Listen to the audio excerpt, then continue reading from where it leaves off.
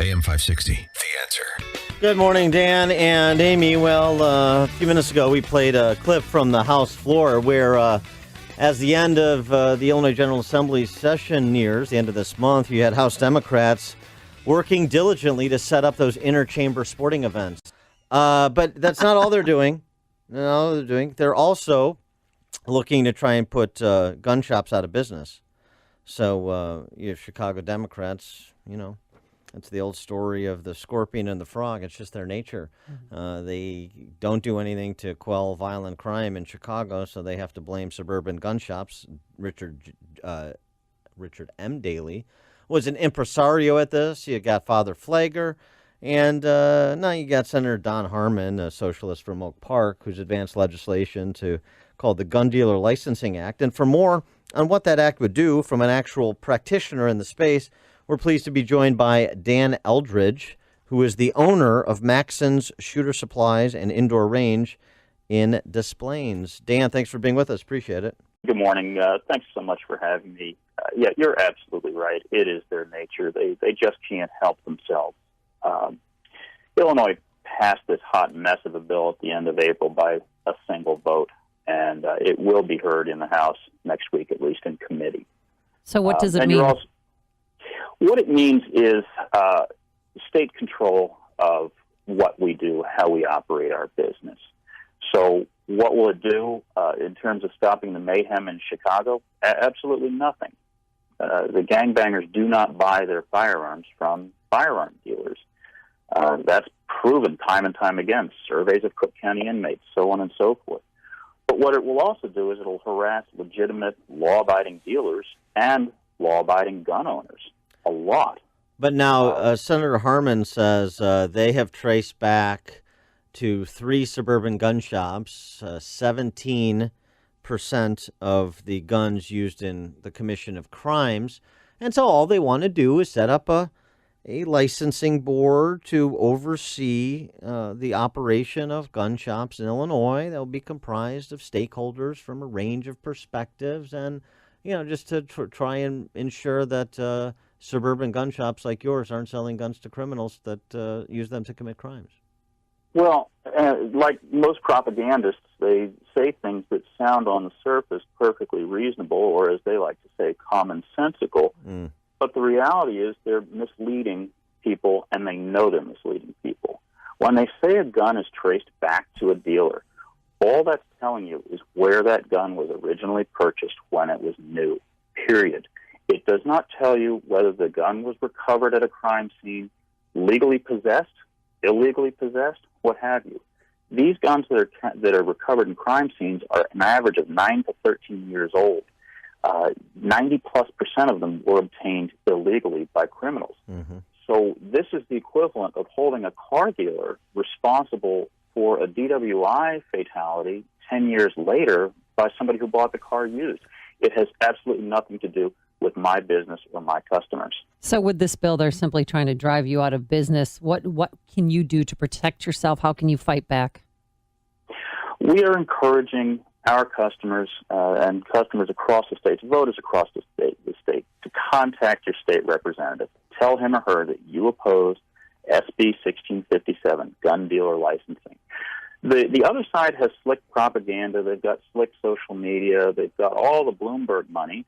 But they don't have our numbers. There's 2.1 million gun owners in Illinois, and I'm very, very optimistic that our message is being heard in Springfield. Well, I'll tell you this. I mean, that not that anything should be taken for granted given the climate in this state and the Democrats in charge in both chambers of the General Assembly, but Governor Rauner is going to veto this bill if it would get out of the House and get to his desk, and they're not going to have the votes to override it. So this is, I don't think, going to become law, and thank goodness you have a Republican governor like Rauner who respects the individual Second Amendment rights of Illinois residents. That's one thing to consider as you think about 2018. But I wanted to go to something on this, too, because, as you talked about, the Orwellian nature of the rhetoric used and the descriptions applied to legislation. Gun dealer licensing board, all we want to do is a little bit of licensing, a little bit of oversight. Dan, tell us about what kind of licensing and oversight a federally licensed firearm dealer has and goes through to maintain? Sure. Right now, every dealer principal, every dealer owner, it has a thorough background check that's conducted by the Bureau of Alcohol, Tobacco, Firearms, Explosives, ATF. It's conducted with the FBI. It is a thorough, in-depth background check. Every employee at my shop who has access to firearms or ammunition possesses a FOID card. Most possess a concealed carry permit. These all are layers of background checks. There's no more background checking that you can do, and frankly, calling for more background checks is just simply a waste of scarce law enforcement resources. The Illinois State Police does not have unlimited people or time. They have real work to do. This feel-good make work just simply squanders scarce resources from the state police. And speaking of police, Des Plaines Police Department recently described your gun store as a fortress, right? Right. A couple of dingalings tried to break in one night, and they got away with a box of cardboard. Congratulations. We take security very seriously. This is a serious business, and we take the business very seriously. We don't need a panel from the state government telling us how to run our business. Now, on the other side, too, so we talked about the regulations that you're under as an owner-operator licensed dealer. Now, I just recently purchased a few more weapons. And, just tell us the paperwork and the background that a customer goes through. Because even though I have a law degree, I felt like I needed an attorney present to fill out all of the paperwork I had to fill out in my last purchase. So just speak to that a bit, if you would. Sure. We don't have instant background checks in Illinois. And while it's somewhat inconvenient to buyers, it actually provides a nice opportunity for the dealer to make sure that the paperwork is correct. An individual walks into a shop. First, they have to possess a FOID card if they're going to purchase a firearm. They choose their firearm, fill out the ATF form 4473, which has all sorts of identifying information on it. A questionnaire. One of the questions on the questionnaire is, "Are you buying this firearm for another person?" They have to check that box appropriately. That paper is retained by the gun shop for the entire life of the gun shop. The Illinois State Police will then run a background check on the individual until we get a positive answer back from the state police. We will not release the gun. We will not complete the sale to anyone who has not gotten the okay from the Illinois State Police on a background check. Handguns, mandatory 3-day wait. Long guns, mandatory 1-day wait. So is it harder to fill out a mortgage application or to fill out an application for a firearm? Yeah, right. That's a great question. Yeah, this legislation, like you've seen before, I'm sure, as you pay attention to this stuff because it directly impacts your business.